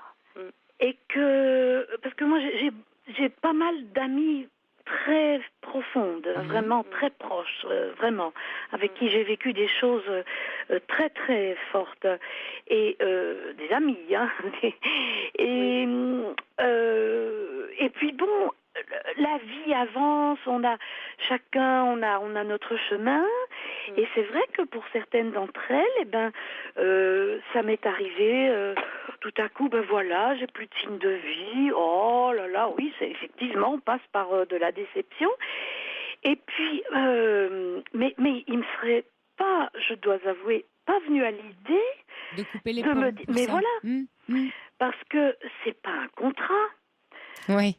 Vous comprenez ? C'est pas un contrat et je n'ai rien à attendre de l'autre. Oui. Si j'aime quelqu'un, je l'aime vraiment et je n'attends rien. Et voilà. Alors Catherine, c'est vrai que dans l'état de l'art, c'est vrai, mais quand on est attaché, et puis c'est vrai, c'est cette idée de Brigitte d'attente intérieure, c'est que en fait, quand on est dans le besoin, c'est un besoin très profond entre Christelle et Christelle, finalement. Bien sûr, mais je comprends. Mais peut-être que ça lui est donné en ce moment de vivre cette chose pour apprendre, bien sûr, pour se rendre compte que justement, ce n'est pas... Plus on attend, plus on souffre. Oui, c'est peut-être une bonne occasion, Christelle, effectivement, comme le dit Catherine. Mais oui, de travailler sur cette attente, parce que je ne sais pas comment c'est en amour pour vous, mais sans doute que cette attente-là, on la retrouve ailleurs aussi. C'est possible, oui. Et puis, je me dis aussi, je me réfère toujours beaucoup à Eckhart Tolle dans Le pouvoir du moment présent, et je me demande si cette chose ne fait pas un écho, fait vibrer en elle ce que Tolle appelle le corps de souffrance, c'est-à-dire d'anciennes épreuves. Ça fait résonner quelque chose, certainement, en elle, et c'est peut-être ce quelque chose-là qu'il faut trouver et apaiser. Et voilà. Et plus on prend conscience de ces choses-là, plus on peut donner l'amour gratuitement. Oui, c'est un chemin vers soi d'ailleurs. Hein. Voilà. Et du coup, qui sait, peut-être que on ne sait pas quand, mais à un moment qui sera toujours un moment présent à ce moment-là, vous la retrouverez, et peut-être d'une façon encore bien plus enrichissante et inattendue. Surtout si elle sent qu'il n'y a plus d'attente de l'autre côté. Elle va venir plus librement vers vous. Exactement, voilà. Parce qu'elle va savoir qu'elle ne... là, le problème, c'est que elle se sent redevable envers vous, et plus elle sent qu'elle vous doit quelque chose, moins elle vient. Ah, ça c'est sûr, hein. Oui, d'accord. Ouais. Merci Catherine de nous avoir appelés. Avec grand plaisir. Merci beaucoup pour votre appel. Au revoir. Donc Christelle, pas de lettres. Pas de lettres parce que protégez-vous. Vous allez vous blesser. Non seulement vous la blessez elle. Non, mais je veux surtout pas en fait. Oui, et vous risquez de vous blesser toutes les deux. D'accord, très bien. Merci infiniment pour vos conseils. Donc soyez un peu prudente. D'accord. Bonne nuit Christelle. Bonne nuit. Au revoir. Sophie Peter sur Europe 1, 39 21. 34 centimes la minute. Bonsoir Lalia. Bonsoir. Oui, Sophie. bonsoir Lalia. Bonsoir. Je vous appelle, on s'est eu en ligne, je vous ai appelé il y a un peu moins de 3 mois en fait. Je suis séparée du papa de mes enfants depuis un peu plus de 2 ans et j'ai deux petites filles du même âge, des jumelles, et je devais passer en fait encore devant un juge. Ça continuait alors que c'était lui qui était parti un peu du jour au lendemain, 2 ans auparavant, etc. Et qu'en fait on avait des rôles qui étaient inversés. C'était entre guillemets lui qui me faisait la misère et qui s'était comporté comme un goujat et qui continuait à me maltraiter et à pas me respecter humainement, alors que moi j'aurais été hyper cordiale, etc. Alors, on avait un peu des rôles inversés. Et donc en fait je suis passée devant le juge, j'ai eu la décision du juge, et aujourd'hui je me retrouve à me dire que ça fait plus de 2 ans, lui a refait sa vie, donc tant mieux pour lui, etc. Et que moi je me suis retrouvée par rapport à la décision du juge à me dire, est-ce que je me bats encore? Et là je pense que j'en ai pour toute ma vie, jusqu'à ce que mes enfants soient majeurs. le fameux lâcher prise, parce qu'il fait des choses qui sont pas honnêtes, parce qu'il ment au juge et que je me retrouve un peu le pot de terre, le pot de fer, etc. Moi, j'ai pas les moyens financiers qu'il a et je vais pas m'endetter pour payer des avocats, des huissiers, des choses comme ça, parce que sinon moi je m'en sors pas. Ou est-ce que je lâche prise, où j'ai du mal du coup, mais je commence pour me dire mon énergie, mon argent et tout, je la fais dans des choses un peu plus positives et de reconstruction pour moi, parce qu'il est temps. Mais tout dépend, Lalia, si parce que vous dites il se comporte pas bien. Enfin, vous voyez, tout dépend du préjudice que vous subissez actuellement, c'est-à-dire est-ce que c'est envers vos enfants et qu'est-ce qu'ils ne respectent pas? Voilà. En fait, jusqu'à présent, ce que vous m'aviez donné conseil au départ, c'est que ce qu'ils respectaient pas, il fallait tout le temps changer les plannings de lui. Je me souviens. Oui. Voilà. Donc maintenant, alors, j'ai pris super le conseil, donc je me fais violence parce que avant je voulais maintenir le lien avec les filles et de faire le père que j'aurais voulu, je pense pour elles. Maintenant, je pense que je me suis lâchée je lui ai écrit un email parce que je lui avais proposé encore de les voir pour la fête des pères, truc comme ça, mais il n'a pas le temps. Donc je me suis dit, bon, là, c'est la dernière fois, là, c'est bon. Et donc là, j'ai dit, voilà, je ne fais plus le lien, je ne te propose plus de voir plus les enfants que ce que tu as demandé. Et c'est la fin du débat. Donc c'est inutile, je ne veux plus parler. Donc en fait, j'ai décidé maintenant de mettre une espèce de mur virtuel où, pour me protéger et pouvoir me reconstruire, de toute façon, il me sert à rien au quotidien. Hein. C'est moi qui gère nos enfants. Donc, je le vois 2 fois par mois, 3 minutes, ça suffit, et basta. Ce qui est con, mais c'est comme ça. Je peux pas lutter, sinon c'est moi qui vais me détruire. Ouais. Et après, l'autre préjudice, mais c'est pas, il voit les filles, donc il voit le temps qu'il veut et comme il veut, c'est sa relation. Maintenant, j'en fais le deuil aussi. Ouais. Et après, c'est des préjudices financiers. Oui, financier, mais Il paye pas la pension, des choses comme ça. Par contre, ça, il paye, mais après, voilà, il magouille, il ment aux impôts, du coup, il déclare plus de pension, donc moi, j'allais voir les impôts, enfin bref, c'est des trucs à la pompe. Mais bon, ça, c'est lui, hein. Vous voyez, ça vous enlève rien. Qu'est-ce que ça vous enlève? C'est ça, la vraie question. En fait, ça m'enlève, c'est-à-dire qu'on a, alors, il y a eu 2 choses. Un, ça m'enlève, ça a statué sur des éléments financiers qui sont faux. Donc, oui, mais c'est lui qui trichote, quoi. Vous voyez? Lui, il vous aide, il continue de... Oui, c'est pour ça que je lâche, en fait. Mais voyez, Lalia, ce qui est intéressant, c'est que là, vous continuez finalement... Enfin, en fait, entre lâcher ou garder, c'est une histoire de lien. On peut se battre des années avec des juges... C'est pour ça que j'ai décidé de les couper, en fait. Ouais. En me disant, c'est pour moi. C'est ma petite voix qui me dit, mais voilà, c'est pour moi. En fait, j'ai envie de faire le lien avec l'histoire juste précédente de Christelle. Aussi bizarre que ça puisse paraître, mais c'est la tante. Non, mais j'ai pensé en l'écoutant, en fait. En fait, c'est l'homme, c'est le père. D'abord, il y a eu l'époux que vous attendiez, déçu. Ok, c'est pas ça. Non, après, voilà. Mais le père que vous avez attendu pour vos filles, pas présent comme vous le souhaitiez, vous avez essayé de le faire bouger, de le changer. Et aujourd'hui, l'homme, on va dire pas hyper honnête, qui vous heurte aussi, comme si vous vouliez à chaque fois le rentrer dans... Oui, c'est les dernières choses où je fais le deuil. J'ai tellement... En fait, je me rends compte qu'on est clairement opposés. Enfin, du coup, je bénis chaque jour Dieu que ce soit barré, ça c'est clair. Non, mais je vois le positif. Hein, parce que humainement, en termes de valeur, lui, c'est le fric. Et moi, les choses que je peux pas acheter, c'est le temps que je passe avec mes enfants, c'est les voir sourire, c'est les fêtes de l'école, c'est des choses comme ça. Et puis je trouve, vous raisonnez bien quand vous dites, finalement, j'ai peut-être intérêt à garder mon énergie, mon argent et tout pour ma vie, que finalement, le dépenser pour vous battre contre lui, qui serait continuer à vouloir le projet précédent, qui était le projet de le faire changer. Alors qu'en plus, vous n'êtes plus ensemble. Oui. Alors du coup, voilà. Donc en fait, ça fait un moment depuis la décision du juge que je me suis dit je vais vous appeler et en fait j'ai fait ce travail-là justement en disant je veux parler à personne, parce que je suis en train d'accepter ça. Et du coup, je me projette dans, parce que, comme je vous avais dit, j'ai acheté un appartement, des choses comme ça, donc je me dis vaut mieux le meubler que de dépenser de l'argent, autre chose.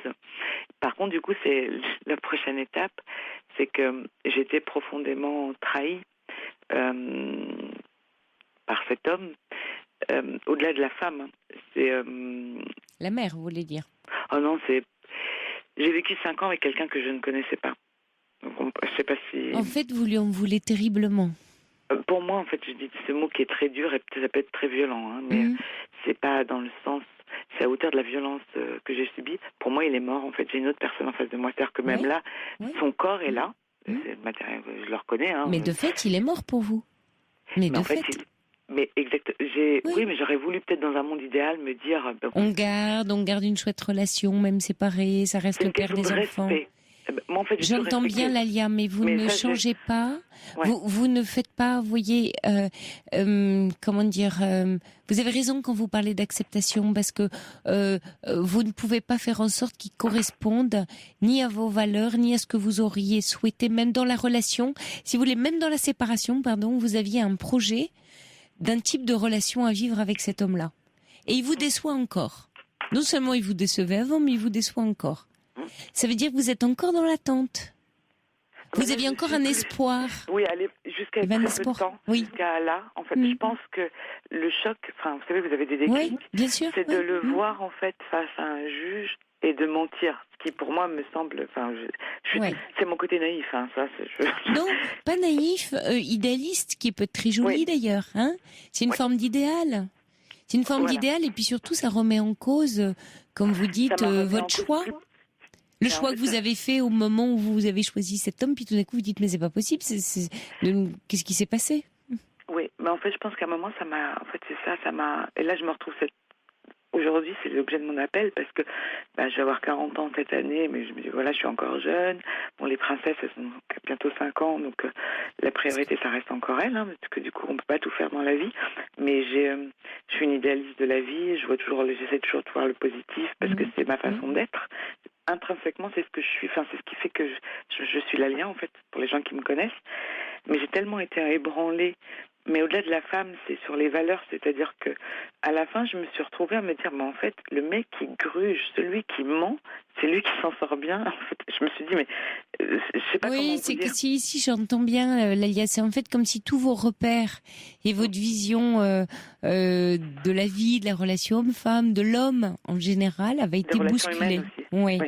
Mais là, vous tirez en fait, la déception est telle que vous en faites une généralité tellement elle est importante.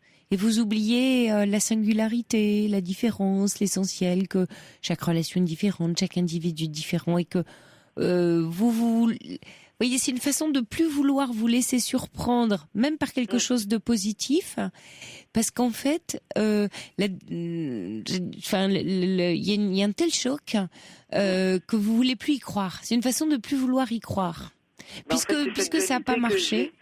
En fait, au fond de moi, j'ai toujours, enfin, je vous l'avais dit la dernière fois aussi, j'ai un petit côté petite fille. En fait, j'ai les deux. Je suis une guerrière parce que je suis une guerrière et j'ai pas le choix.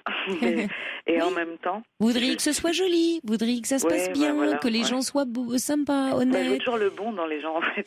Oui, mais gardez ça, ne le jetez pas. C'est pas parce qu'une personne vous a déçu, vous a trahi, et que vous voyez, vous êtes presque en colère contre vous, comme si vous étiez fait avoir.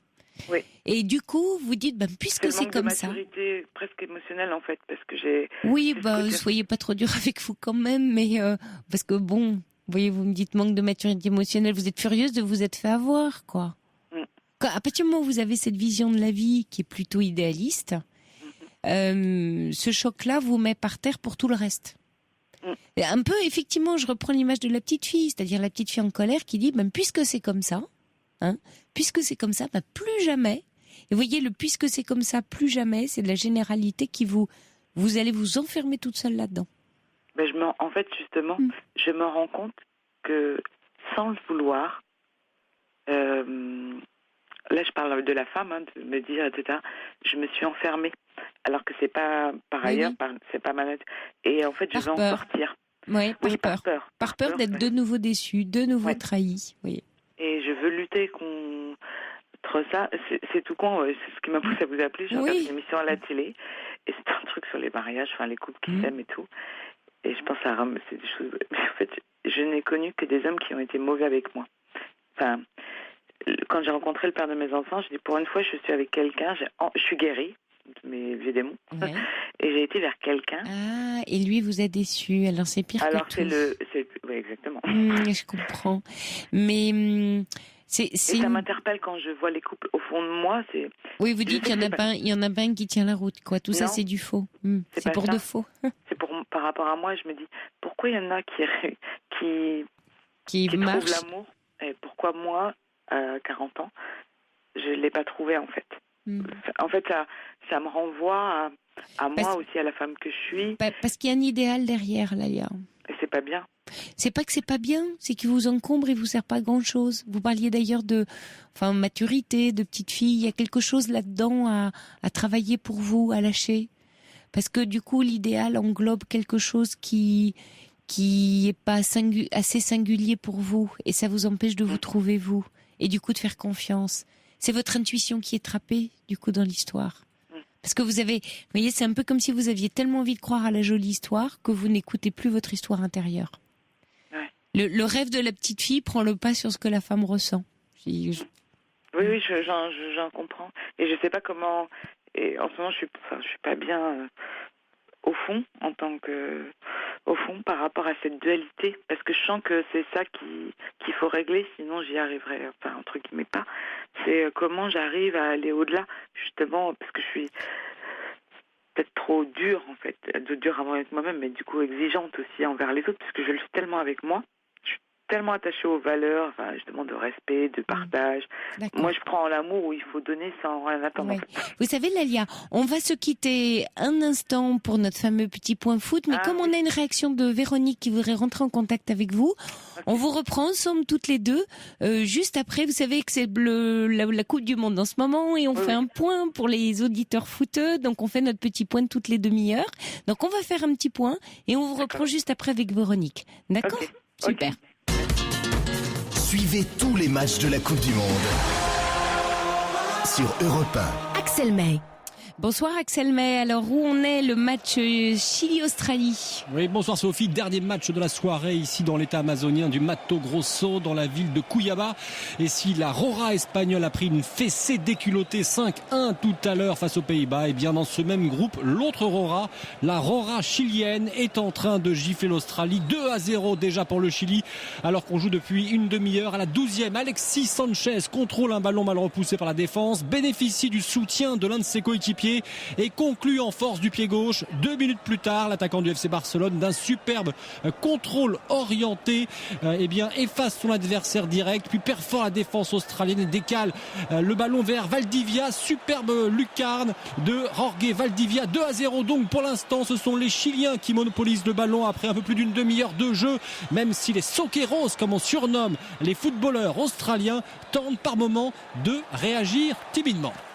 Formidable. Merci Axel. On vous retrouve tout à l'heure pour le flash de 1h.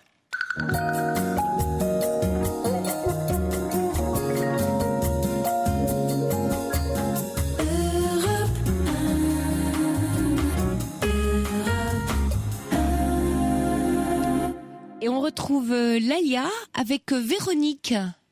Vous êtes là, Véronique ?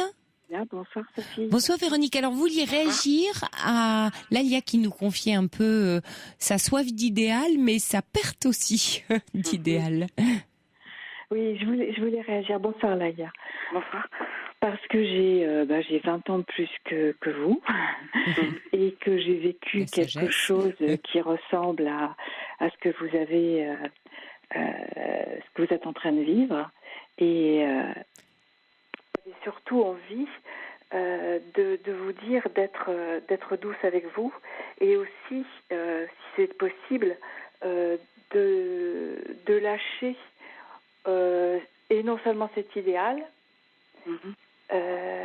non seulement la relation que vous avez avec cet homme-là, visible ou invisible, c'est-à-dire que parce que si vous voulez, je viens de me rendre compte que pourquoi je vous dis tout ça? Parce que je viens de me rendre compte, moi, aujourd'hui, que dans le même cas de figure que vous, finalement, je n'ai jamais lâché cet homme-là. Tout en voulant le lâcher, je ne l'ai quand même jamais lâché. Et quelque part, il ne m'a jamais lâché non plus. Et je n'ai pas pu refaire ma vie parce que son absence présente était quelque chose d'encore plus envahissant, presque. Oui. Et voilà, beaucoup plus prégnant que si j'étais restée avec lui. Ouais, alors que ça, je pense que je l'ai fait parce que après j'ai nos filles, donc de toute façon, je suis obligée malheureusement, c'est triste à dire, mais de garder des liens avec lui, mais je garde le minimum. Et là où j'arrive à lâcher, en fait, là où je me rends compte que j'arrive à lâcher, c'est que j'ai lâché sur un point qui était très important pour moi. C'était la sortie de territoire par rapport à nos pays d'origine qui ne sont pas les mêmes. Et je vais pas faire appel parce que je pense que malgré tout il n'y a pas de risque. Et alors que je me suis jusque-là battue et que j'avais eu gain de cause et qu'au dernier moment, ça s'est retourné. Et le fait que je puisse lâcher, le fait qu'il puisse l'emmener dans notre pays d'origine, où moi j'ai aucun droit de mère qui est reconnu, oui, j'en ai encore, en tant que droit, ça m'énerve aussi, et je lâche de ne pas faire appel en me disant, c'est pas grave. Et ça, c'est le plus gros truc que je puisse lâcher. C'est révélateur, en fait. Vous en pensez quoi, Véronique ? Moi, je pense que c'est pas le vrai problème. Ouais. Ah bon ? Non, je pense que Laïa, c'est très bien que vous ayez fait ça. Si vous le sentez comme ça, il faut faire ce que... Voilà. Disons que c'est le point saillant. Disons que c'est le point saillant. Voilà. Oui. Et Véronique, vous, qu'est-ce que vous voyez justement, vous ? Moi, ce que je vais dire, je vais parler de mon expérience. Oui. Voilà. Moi, ce que je veux dire, c'est que j'ai lâché plein de choses. Je ne l'ai plus vu, je n'ai plus parlé de lui. Mais la relation est restée quand même installée, non seulement parce que les enfants, quelque part les enfants... Le voyaient, vous en parlez, voilà. Vous en parlez, oui. Ils en parlaient très peu, mais enfin ils en parlaient, il était suffisamment, existant, oui. voilà. Oui. Et j'avais construit un père mythique, un père idéal qui n'était jamais là, mais bon voilà. Et donc... voilà, j'avais bien réussi, j'ai bien planté les jalons et tout est resté à sa place. Et c'est moi qui suis devenue quelque part la méchante, exactement ce que vous vivez. Et aujourd'hui, lui, il a refait sa vie maintes et maintes fois, donc en fait, il a sûrement pas refait. Il a refait tout le temps sans la refaire. Oui, on la refait jamais, on la continue, mais bon. C'est ça, oui, non, enfin, dans l'expression refaire sa vie. Oui. Mais moi, je l'ai continué aussi, mais toute seule, parce que il a presque par fidélité.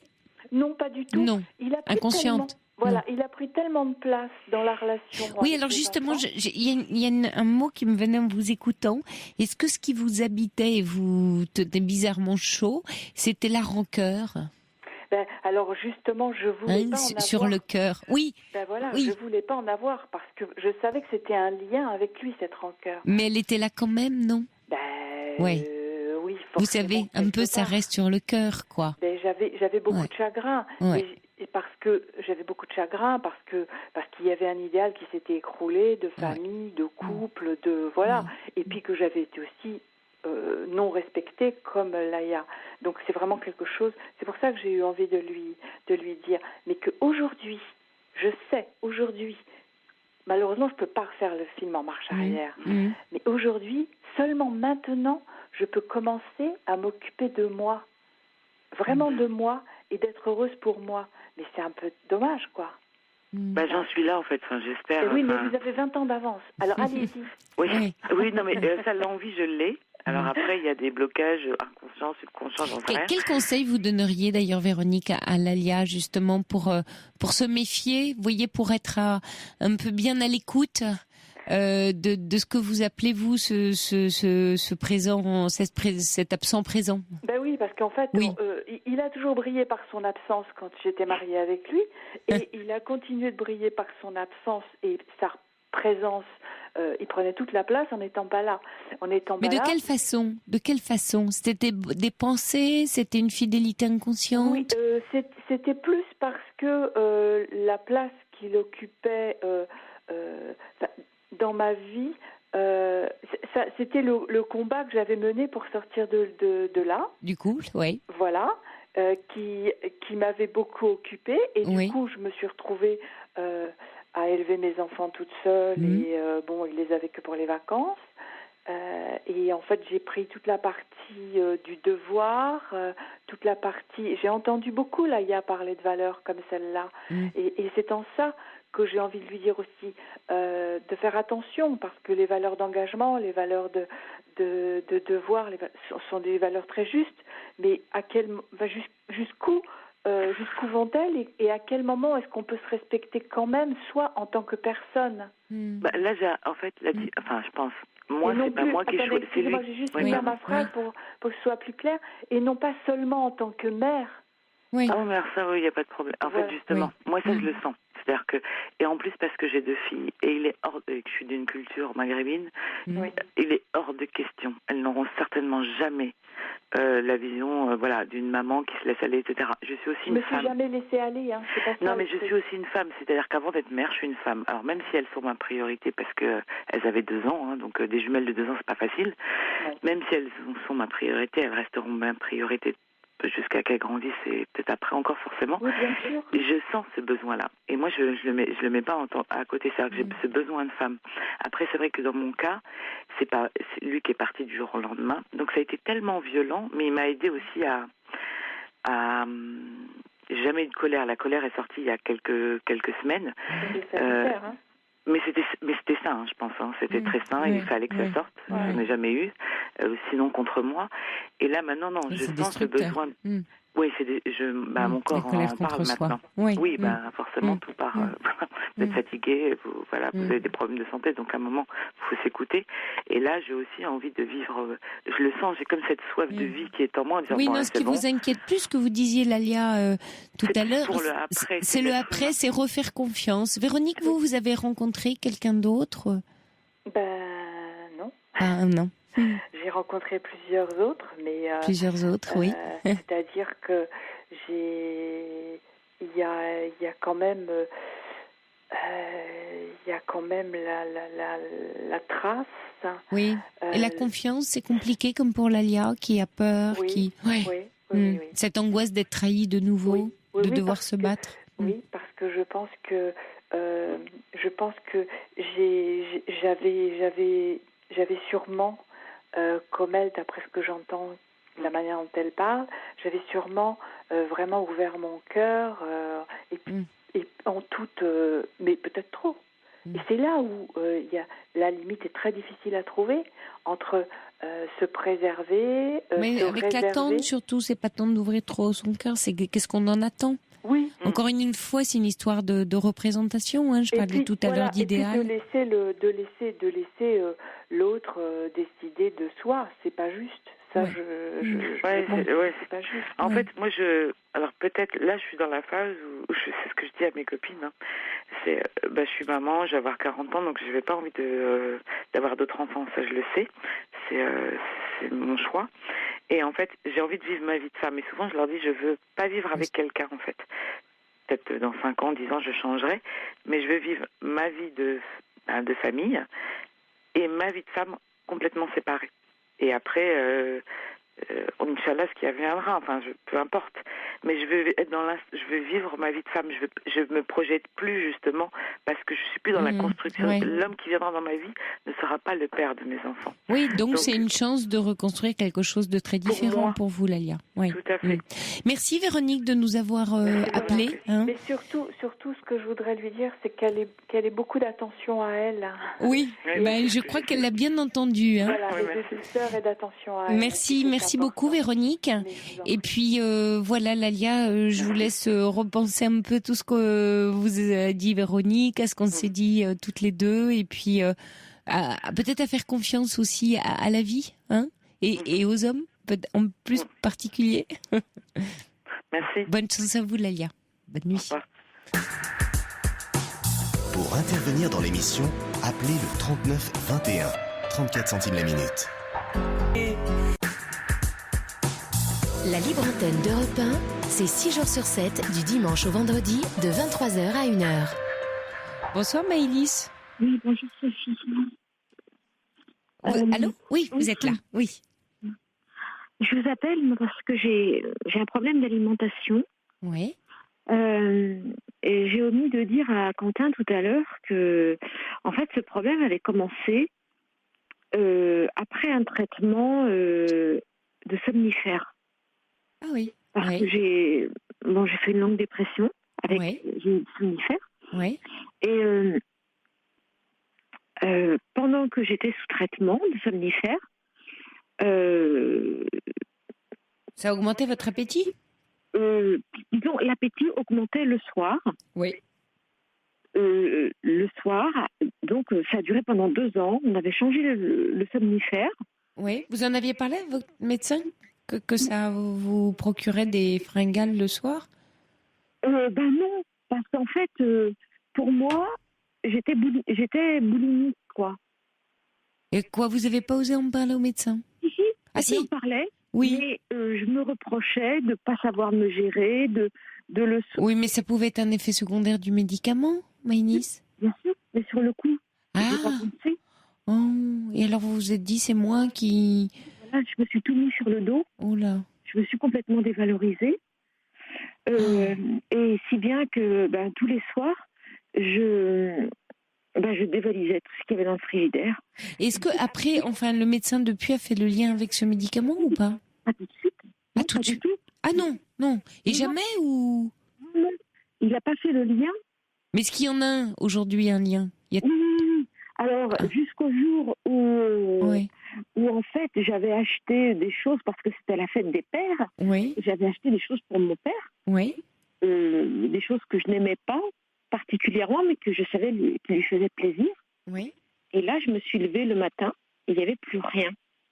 J'avais tout mangé la veille avec une sorte d'amnésie parce que je m'en souvenais pas. Ouais. Et là, je suis arrivée chez le médecin et je lui ai dit, il y a un problème. Parce que j'ai tout mangé, même des choses que j'aimais pas. Et là, il a fait le lien. Il a fait le lien avec une forme de somnambulisme, en fait. Et aujourd'hui, vous en êtes où par rapport à ce souci, Maïlis? Alors, moi, je suis quelqu'un qui ne va pas par quatre chemins. Donc, j'ai décidé que les somnifères, c'était terminé. Donc, j'ai arrêté. J'ai arrêté du jour au lendemain. C'était très difficile. Je m'endormais à 4 heures du matin. Oui. Mais ça a duré, j'ai mis 2 ans à m'en défaire. C'était comme une drogue. Et maintenant, j'en suis que le soir, c'est comme si j'avais gardé un peu cette habitude. Ah oui, réconfortante. Oui. Comme un réconfort. Et je ne peux pas m'endormir sans être passée par le frigidaire. Mais de façon importante ou un grignotage? Alors, je dirais que non, c'est plus contrôlé, c'est moins important. Mais ça reste quand même un vrai repas, on va dire. Oui, c'est un 5e repas, quoi, ou un 4e repas. D'accord.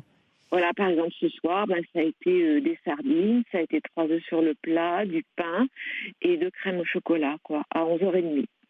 Et vous aviez dîné avant J'ai dîné avant. Ça vous apaise, non, Maïlis, j'imagine, non? C'est comme un rituel. Vous savez, on dit que au moment du coucher, mais tous les êtres humains, on a des rituels. Et ces rituels, alors, souvent, je veux dire bêtement, on se lave les dents, les femmes se démaquillent, les hommes, j'en sais rien, enfin voilà. Enfin, je dis j'en sais rien, je pense pas qu'ils se démaquillent, mais enfin, je regarde Vivian qui me fait non, pas moi. Mais, vous voyez, et il y en a qui boivent un verre de lait, une cuillère de miel, j'en sais rien, qui joue avec son chat, enfin, je peux tout vous inventer. Et en fait, une fois que c'est ritualisé, il y a des individus qui peuvent plus se coucher sans ça. Oui, voilà. Et vous avez créé cette alimentation, ce 5e repas, comme vous dites, comme un rituel. Oui. Alors peut-être, je ne sais pas si vous avez... D'abord, vous pourriez vous faire aider de psychocomportementaliste. Alors, non, j'avais un psychocomportementaliste pendant très longtemps. Bon, il est parti à la retraite, il était excellent. Et là, et ça vous avait aidé? Il n'y en a pas. Il n'y en a plus. Ah. Oui, j'ai fait d'énormes progrès. Je n'ai plus, à vrai dire, que ce problème. D'accord. Et remplacer du coup ce rituel-là par un autre, si on cherchait là ensemble comme ça, quel type de rituel vous pourriez vous trouver qui petit à petit, vous voyez, de passer d'un rituel à l'autre? J'aimerais bien. Parce que là, j'ai mal au cœur. Puis là, j'ai pris quand même 6 kilos en 6 mois. Oui, c'est bête. Enfin, voilà, donc ça entraîne que je me déprécie, que je me sens moins bien dans mon corps. Oui, c'est-à-dire que plus vous en faites aussi un combat, plus vous renforcez le système. Plus vous vous en voulez, plus vous le faites. Oui, voilà. Ça, il faut vraiment que vous en ayez conscience. Je me dis, puisque je suis moche, allons-y. Ouais. Vous voyez ce qu'on appelle les tocs ou les tics, enfin bon, tout ce qui fait qu'on le fait de façon un peu pulsionnelle et qui génère de la culpabilité ou de la honte, est renforcé constamment par paradoxalement, cette honte et cette culpabilité. Donc plus vous combattez, vaillamment d'ailleurs, en vous en voulant énormément, en disant je suis nulle et tout, à la limite, je vais vous donner un truc. Dans les jours qui viennent, vous faites votre 5e repas, mais en vous régalant et en essayant d'y trouver un plaisir immense. D'abord, vous vous en réjouissez avant, vous demandez bien ce que vous allez pouvoir manger, c'est une fête, et vous essayez d'assumer pleinement. Et puis vous voyez ce qui se passe. Et si ça se trouve, vous n'allez plus en avoir besoin. À vrai dire, peut-être le préparer avant même. Peut-être même le préparer avant, en tout cas le déguster ou en faire un repas assumé. Vous voyez, l'idée c'est d'essayer d'assumer au maximum, d'être dans le paradoxe finalement. De ce qui vous plaît pas et vous fait souffrir, vous allez faire ami avec. Et donc du coup, comme il n'y aura plus de combat, le combat va s'arrêter. Et tout d'un coup, vous dites tiens ce soir, non, j'ai pas envie de manger ce soir. Et puis je vais faire autre chose, je sais pas. Je vais prendre un livre, écouter un disque que j'aime bien. Je sais pas moi, me trouver un petit rituel qui me plaît. Alors par un moment, j'avais trouvé, je faisais des mandalas. Je coloriais des mandalas le soir. Et là, ça marche plus du tout. Mais ça, c'était de la distraction, vous voyez, c'est-à-dire de la distraction par rapport à l'objectif. Vous avez votre haut-parleur, non, Maëlys, parce que j'entends ma voix en retour. Non c'est vrai, je l'ai. Ah voilà, oui c'est ça. Et en fait, le fait de faire des mandalas, c'était comme si vous essayiez de vous distraire de l'envie de consommer de la nourriture. Oui. Oui. Alors du coup, votre inconscient, il est pas idiot. Il dit, elle va m'embêter combien de temps avec son mandala. Dès qu'elle aura le dos tourné, on va retourner dans le frigo. Oui, donc ça fonctionne pas. Donc qu'est-ce qu'il faut que je fasse ? Eh d'assumer pleinement et de vous faire plaisir et d'essayer d'ailleurs de manger des choses que vous aimez bien, qui vous font plaisir. Éventuellement, choisissez des trucs, on va dire, de privilégier des choses, vous voyez, pas trop riches ou pas trop grasses comme ça. Bon, ça peut aider au niveau du poids, mais ça doit pas être un critère parce que plus vous allez rentrer dans la culpabilité et la honte, plus vous renforcez votre système de fonctionnement. Et plus, ou que vous essayez de distraire. Finalement, c'est le principe que plus vous évitez quelque chose, et plus ça se renforce. C'est plus je pédale, moins j'avance plus vite, quoi. C'est un peu ça. Donc plus vous fournissez un effort pour éviter de ne pas plonger dans votre frigo avant d'aller vous coucher, plus vous êtes sûr d'aller y mettre le nez. Alors du coup, je suis rentrée dans des comportements complètement fous parce que... ah oui, pour éviter ça. Je ne peux plus faire de courses. Parce que vous dites, je vais mettre le frigo vide, comme ça je suis sûre de ne pas manger. Ah oui. Oui. Parce que quand je mangeais tout, mon frigo était avalé en une soirée. Donc vous avez peur maintenant. Vous dites, faut surtout pas que je mette trop de choses. Ah non. Non. Alors j'ai même essayé, vous allez rire, j'ai un garage à vélo, donc je mets dans mon garage à vélo tout en bas, je suis au 3e étage, donc tout en bas, j'ai descendu des choses qui pouvaient me tenter, tandis que je me suis dit, bon, à minuit, 1h, je descendrai J'aurais la flemme, pensez-vous. Ah bah oui. Je descends, je mets une robe de chambre, ça m'est égal de rencontrer les voisins et je vais chercher. Oui, vous savez, c'est comme quand on veut arrêter de fumer, par exemple, et qu'on cache des cigarettes en se disant qu'on va pas aller les chercher. Il n'y a rien à faire. Non, il n'y a rien à faire. Enfin, il n'y a rien à faire de comme ça, en tout cas. Vous allez programmer et décider même ce que vous allez manger, à quelle heure vous allez le manger, remplir votre frigo avec des choses que vous aimez bien, en projetant sans complexe, voyez, de le faire. Allez-y. Et d'essayer d'être dans un maximum de plaisir, de joie, de projection, Mais vous voyez, par exemple, si... D'ailleurs, quand je vous dis ça, qu'est-ce que ça provoque chez vous, Maëlys ? Ça provoque que... Ça vous angoisse ? Ça vous fait quoi ? Non, je suis bien d'accord. Moi, manger avec plaisir, moi, ça va le faire.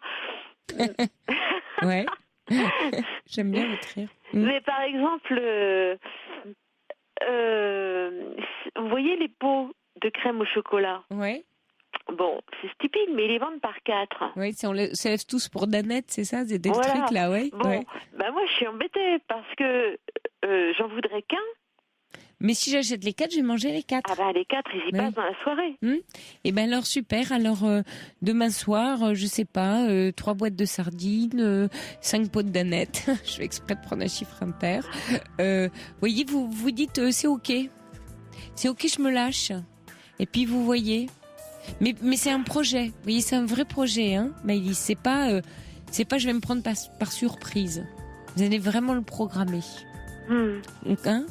Et puis vous observez, d'accord? D'accord. Il y a Fatia qui dit Sophie, mon rituel à moi pour dormir, mon petit moment de plaisir et mon seul moment à moi, c'est d'écouter la libre antenne. C'est trop moi mignon. Aussi, mais... Oui, mais c'est sympa de grignoter en même temps. Mais des fois, je fais les deux en même temps. Ouais. Bonne nuit à vous, Maëlys, et bon courage. Hein. Merci beaucoup. Et bonne course. Au revoir. Au revoir, bonne nuit. Il est 1h. Vous écoutez Europe 1. Très bon week-end à vous. Et tout de suite le flash, François Giffrier. Bonsoir François.